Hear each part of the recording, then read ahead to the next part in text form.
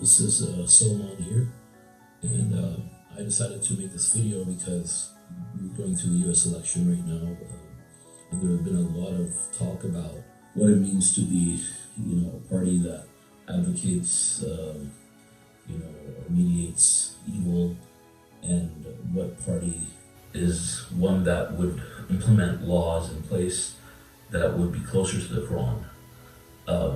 This may come off as a surprise for a lot of submitters.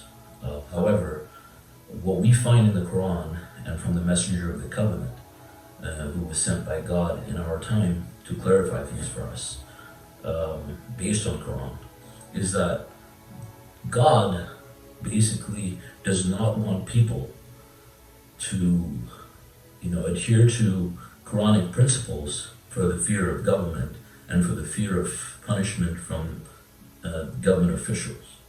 God wants people to choose not to drink because of the fear of God.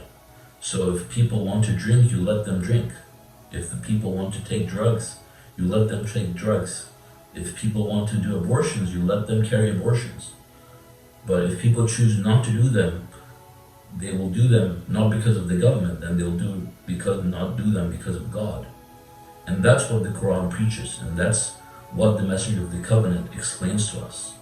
So we have to remember that based on the Quran, God wants a nation to have extreme libertarianism and maximum freedom for the people. You find that in the appendix in the Quran for What Price a Great Nation, as well as this audio that I'm about to play for you guys.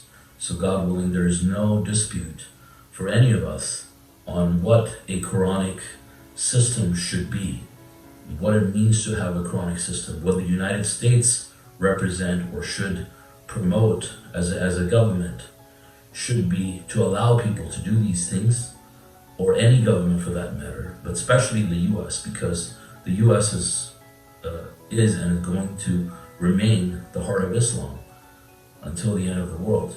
So we have to stand for the values that reflect what we believe. And what we believe is that people should be free to make the decisions that they want. We cannot ban things. We cannot ban abortion or ban alcohol like the Sharia governments in other countries, or ban homosexuality, for example. People are allowed to have their choice, and they're allowed to make those decisions and go through the consequences based on that. Now, is it saying that people should drink or people should use alcohol? No. But you just give them the freedom so that when they choose it because of God and not because of the government. And the government should not interfere in people's personal lives in making these choices. And that is exactly what the Messenger of the Covenant preaches in the video. Thank you all for watching. God willing, I'll put a reference to it at the end of the video. God bless you all. Assalamu alaikum.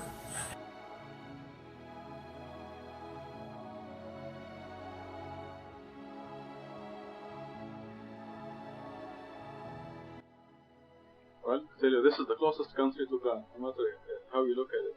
This reminds me of the argument in the Yemen parliament. Yemen is in such bad shape. It's the only country that if Noah is resurrected today, Noah will recognize it, because it didn't change. They had an argument in the parliament, what do we do to solve our economic crises and problems and so on? And finally one intelligent senator from Yemen came up with a great idea. He said, let's declare war on the United States.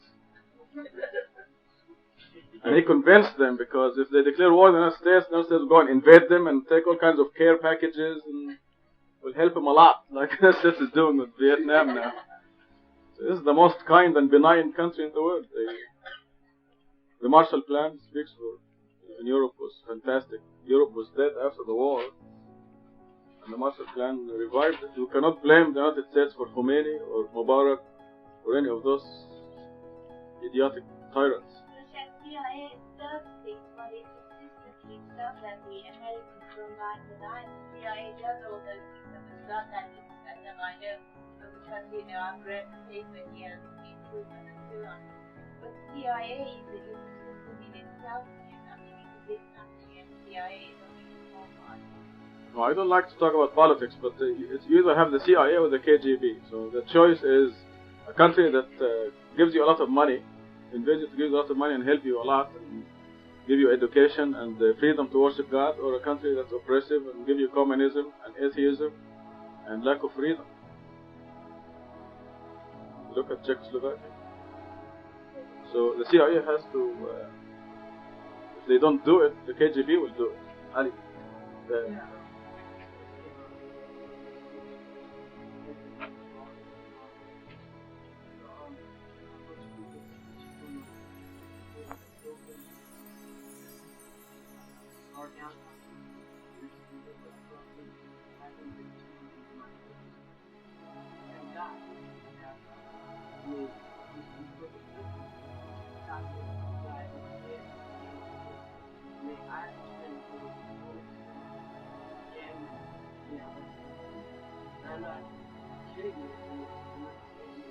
No, it's true, but see,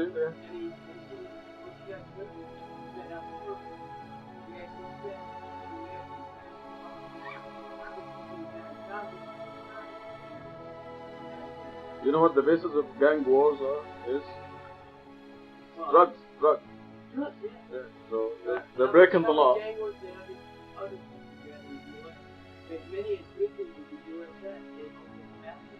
mean, I've gone to places where they still at the next city.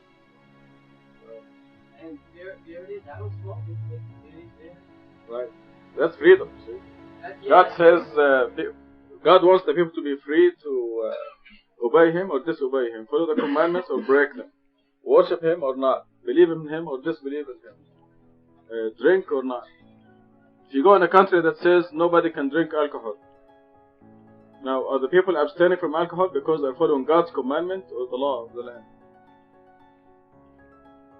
God wants the people to be free to drink if they want to, take drugs if they want to. Who?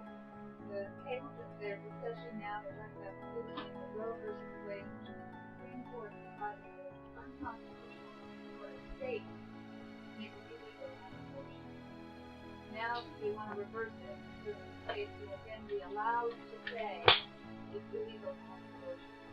What the Supreme Court has done basically is say that's unconstitutional, it's against the This is stupid. The law has nothing to do with the people. The people will have abortions or not anyway. It depends on the individual. Right, so The individual will make a decision to abort or not. but just from what you're saying, that would be your position. The Quran is in favor of absolute freedom, no interference from the government whatsoever. It's extreme libertarianism. The Quran is for maximum freedom for the human being. Otherwise, you cannot hold the human being responsible